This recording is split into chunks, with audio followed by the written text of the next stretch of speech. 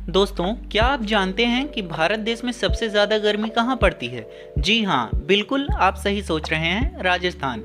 लेकिन मैं अगर आपसे कहूँ कि राजस्थान में एक ऐसा हिल स्टेशन है जहाँ का मौसम हमेशा ठंडा बना रहता है, तो क्या आपको मेरी बात पे यकीन होगा? खैर चलिए, अब हम आपको लेके ही चलते हैं राजस्थान के बेहद खूबसूरत और एकमात्र हिल स्टेशन माउंट आबू के शानदार सफर पर। दोस्तों, समुद्र तल से तकरीबन 1220 मीटर की ऊंचाई पर स्थित माउंट आबू राजस्थान के सिरोही जिले में स्थित है और यहाँ के बारे में कहते हैं कि राजस्थान की ग्रीष्मकालीन राजधानी यानी समर कैपिटल ऑफ राजस्थान का टाइटल भी माउंट आबू को मिला हुआ है। माउंट आबू प्राचीन काल से ही साधु संतों का निवास स्थान रहा है और कथाओं के अनुसार हिंदू धर्म के 33 कोटि के देवी देवता यहाँ पवित्र पर्वत पर भ्रमण करते थे। और इसके अलावा दोस्तों, जैन धर्म के 24वें तीर्थंकर महावीर स्वामी भी यहाँ आए थे और उसके बाद से माउंट आबू जैन धर्म के अनुयायियों के लिए एक पवित्र और बेहद खास स्थल बना हुआ है। तो चलिए अब बात करते हैं कि आखिर आप माउंट आबू पहुँचेंगे कैसे। दोस्तों, माउंट आबू पहुंचने के लिए आपके पास तीनों ही ऑप्शन मौजूद हैं, बाई फ्लाइट, बाई बस और बाई ट्रेन। तो चलिए सबसे पहले ऑप्शन की बात करते हैं, बाई फ्लाइट। अगर आप बाई फ्लाइट यानी फ्लाइट के ज़रिए माउंट आबू आना चाहते हैं तो आपको बता दें कि माउंट आबू में कोई भी एयरपोर्ट नहीं है और यहाँ का जो नियरेस्ट एयरपोर्ट है यानी जो नज़दीकी हवाई अड्डा है वो है उदयपुर में और वहाँ से माउंट आबू की डिस्टेंस है 170 किलोमीटर। तो अगर आप कहीं से भी आ रहे हैं और फ्लाइट आप चूज़ करते हैं तो आपको उदयपुर आना पड़ेगा और उदयपुर आने के बाद वहाँ से आपको माउंट आबू आने के लिए बस और टेम्पो ट्रैवलर मिल जाएंगे, जिसमें आप करीब 3 घंटे में उदयपुर से माउंट आबू पहुँच जाएंगे और जो आपका किराया पड़ेगा वो 300 रुपये पड़ेगा। चलिए अब बात करते हैं दूसरे ऑप्शन की, जो है बाई ट्रेन। दोस्तों, माउंट आबू का जो नियरेस्ट रेलवे स्टेशन है यानी जो नज़दीकी रेलवे स्टेशन है यहाँ का, वो है आबू रोड और आबू रोड से माउंट आबू की डिस्टेंस है 30 किलोमीटर। तो अगर आप किसी भी शहर से आ रहे हैं और आपको वहाँ से डायरेक्ट ट्रेन मिल जाती है आबू रोड के लिए तो आप आ सकते हैं। लेकिन अगर आपको डायरेक्ट ट्रेन नहीं मिलती है तो आप क्या करेंगे, तो आपको करना कुछ नहीं है, आपको उदयपुर या जयपुर तक आ जाना है और आप बाई ट्रेन उदयपुर तक अगर आ गए हैं तो आपको फिर से वहां से बस या टेम्पो ट्रैवलर लेना है और आपको चले आना है माउंट आबू। इसके अलावा अगर आपके शहर से ट्रेन मिल गई है आबू रोड के लिए तो आप यहाँ आ सकते हैं और आबू रोड से जो माउंट आबू की डिस्टेंस है वो है 30 किलोमीटर और यहाँ राजस्थान गवर्नमेंट की बसेस चलती रहती हैं जिसका किराया आपका 50 रुपये पड़ेगा और आप आबू रोड स्टेशन से पहुँच जाएंगे माउंट आबू। और जो बस की टाइमिंग्स है वो आप स्क्रीन पे देख सकते हैं, 5 बसें चलती हैं। तो जैसे ही आप माउंट आबू पहुँचेंगे आपको सबसे पहले क्या करना है, आपको रुकने के लिए या ठहरने के लिए होटल ढूंढना है। तो दोस्तों, माउंट आबू एकमात्र हिल स्टेशन है राजस्थान में जिसकी वजह से यहाँ पे होटल्स के दाम थोड़ा ज़्यादा हैं और यहाँ पे जो होटल्स की शुरुआत है वो करीब 1000 रुपये से हो जाती है और आपको आसानी से होटल मिल जाएगा। तो आप यहाँ पे होटल ले सकते हैं। बाकी अगर आप और महंगा लेना चाहते हैं तो आपको और अच्छे और महंगे होटल्स मिल जाएंगे, आप अपने बजट के हिसाब से होटल चूज़ कर सकते हैं। और साथ ही साथ मैं आपको सजेस्ट करूंगा यहाँ पे एक चीज़ जिससे आपके पैसे बच सकते हैं, वो ये है कि आप माउंट आबू की जो ट्रिप प्लान करें वो आप वीकेंड्स पे प्लान ना करें, यानी संडे या सैटरडे को ना प्लान करें, क्योंकि संडे और सैटरडे को जो होटल का प्राइसेस होता है, आप अगर मंडे टू फ्राइडे किसी भी दिन जाते हैं तो उसमें आपको 200-300 रुपये कम ही पड़ेगा। तो चलिए, अब आप माउंट आबू पहुँच चुके हैं और अब आपने होटल भी ले लिया है और अब आप क्या करेंगे, अब आपको घूमने जाना है। तो दोस्तों, घूमने वाली जगह के बारे में बताने से पहले मैं आपको बता देता हूं कि आखिर आप यहां के लोकल जो प्लेसेस हैं उनको कवर कैसे करेंगे, यानी एक जगह से दूसरी जगह आप कैसे जाएंगे, लोकल ट्रांसपोर्ट का क्या जरिया होने वाला है। लोकल ट्रांसपोर्ट का बेस्ट ऑप्शन है वो है स्कूटी और बाइक। यहाँ पे रेंट पे स्कूटी और बाइक मिल जाएगी और आप रेंट पे जो स्कूटी का चार्ज पड़ता है वो 300 रुपये पड़ता है और बाइक का जो चार्ज पड़ता है वो 600 रुपये पड़ता है पर डे का। तो आप रेंट पे स्कूटी या बाइक यहाँ से ले सकते हैं, लेकिन उसके लिए आपके पास आधार कार्ड और आपका ड्राइविंग लाइसेंस होना ज़रूरी है। अब आप स्कूटी तो ले लेंगे लेकिन उसमें जो फ्यूल का खर्चा आएगा वो भी मैं आपको बता देता हूँ।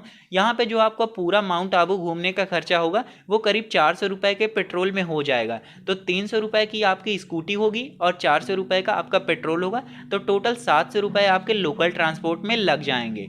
चलिए अब बात करते हैं कि आप कौन कौन सी जगह घूमने जाएंगे। दिलवाड़ा जैन मंदिर।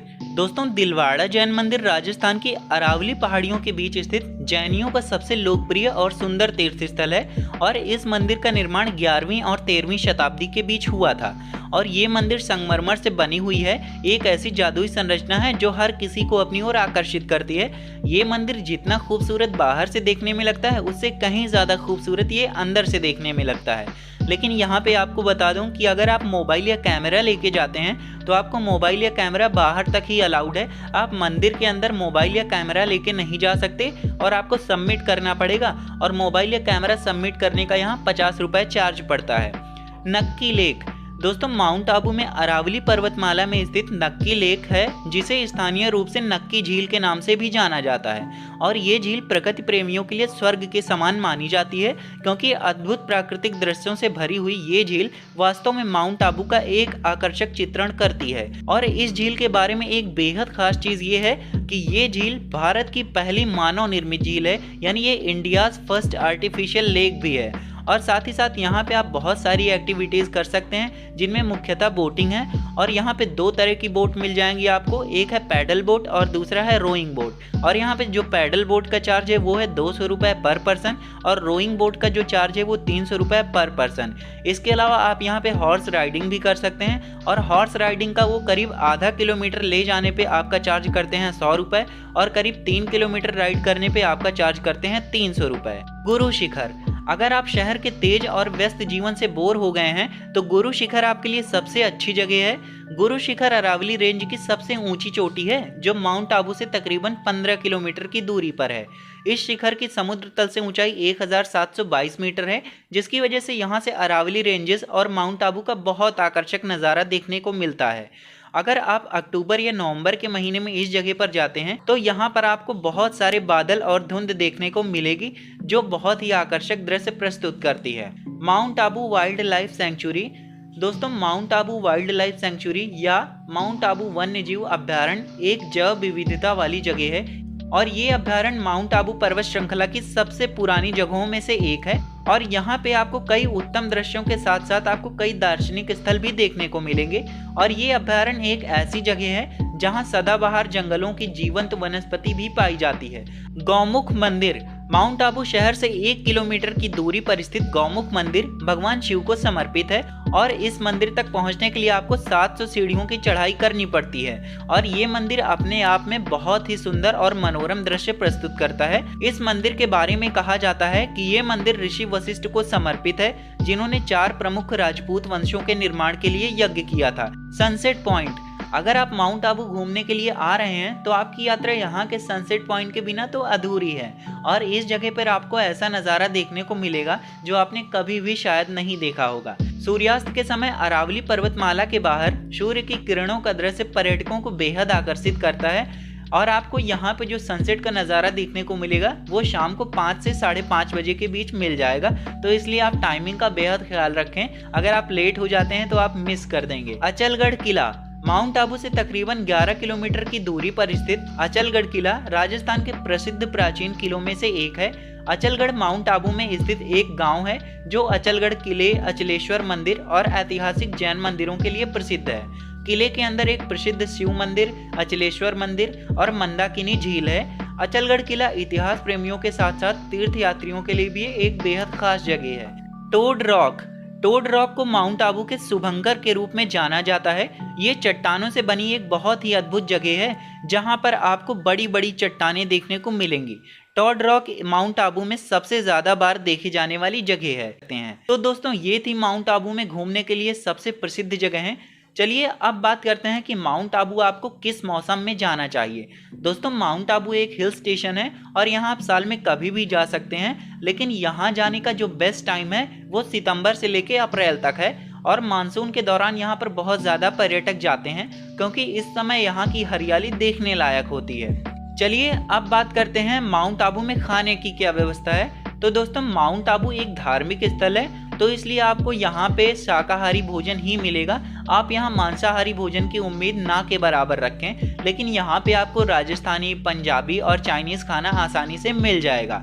और इसके अलावा दोस्तों यहाँ पे जो एक दिन के खाने का खर्चा आएगा, जिसमें आपका ब्रेकफास्ट, लंच और डिनर तीनों इंक्लूड होंगे, उसका खर्चा करीब 500 रुपए हो जाएगा। तो चलिए अब आखिर में बात कर लेते हैं कि आपको यहाँ की कितने दिनों की ट्रिप बनानी चाहिए और आपका कुल कितना खर्चा होगा। तो दोस्तों जो माउंट आबू की ट्रिप है वो आप 2 दिन की बना सकते हैं, लेकिन अगर आप बहुत अच्छे से घूमना चाहते हैं तो आप 3 दिन की भी बना सकते हैं। लेकिन 2 दिन में आप जो जगह मैंने बताई हैं इनको सारी आप कवर कर लेंगे। तो चलिए 2 दिन की इस ट्रिप का आपका पूरा खर्चा जो है वो मैं आपको अब बता देता हूँ। तो दोस्तों जो ट्रांसपोर्टेशन का खर्चा है वो मैं आपको उदयपुर से बताऊंगा, क्योंकि सभी लोग अलग अलग शहर से आएंगे, इसीलिए मैंने जो सेंटर पॉइंट माना है वो उदयपुर को माना है। तो अगर आप उदयपुर से बाई बस या टेम्पो ट्रैवलर के जरिए आते हैं तो आपका जो उदयपुर से माउंट आबू आना और यहाँ से उदयपुर जाना, यानी आपको वापस मैं उदयपुर तक ड्रॉप कर रहा हूँ, तो वो 600 रुपये पड़ जाएगा। 300 आना और 300 जाना। इसके बाद फूड का जो खर्चा होगा 2 दिन का आपका वो 500 एक दिन का, तो 2 दिन का 1000 बन जाएगा। और रहने का खर्चा यानी स्टे का जो होगा वो आपका एक दिन का 1000 रुपये, तो 2 दिन का आपका 2000 रुपये बन जाएगा। और इसके बाद जो खर्चा है वो है आपका स्कूटी का, तो स्कूटी का 300 रुपये खर्चा और पेट्रोल का 400, तो 700 रुपये ये खर्चा हो गया। और इसके अलावा आप जो बोटिंग वोटिंग करेंगे उसका मैं आपका मान लेता हूँ करीब 500 रुपये। बोटिंग और हॉर्स राइडिंग जो भी आप एक्टिविटीज़ करते हैं उसका 500 मैं मान लेता हूँ। तो चलिए अब आपका जो टोटल खर्चा हुआ है इस 2 दिन की माउंट आबू की ट्रिप में वो करीब 4800 रुपये हो गया है। तो यानी जो आपकी 2 दिन की ट्रिप होगी ये दोस्तों करीब आपको 4500 से 5000 रुपये तक हो सकती है।